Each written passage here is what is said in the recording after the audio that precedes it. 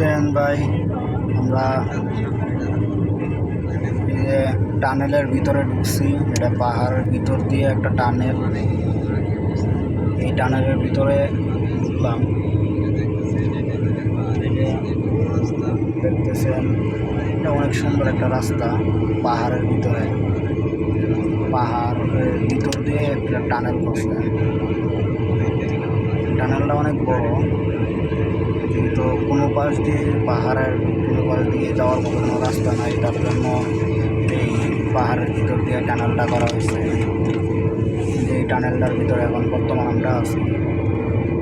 এদিকে যাইতে এটা হয়েছে মাসকাট, মাসকাট তে একটা গাড়ির মধ্যে আছি। আপনার এখান থেকে যাইতে মাসকাট যাইতে দুইটাই এরকম টানেল করে। এই দেখেন চতুর্দিকে পাহাড়, কিন্তু এটার ভিতরে অন্য কোনো রাস্তা দেওয়ার মতো কোনো পাও নাই। তার জন্য এই টানেলটা আমরা পার হলাম। সামনে আরেকটা টানেল আছে, সেটা আপনাদেরকে দেখানোর চেষ্টা করব।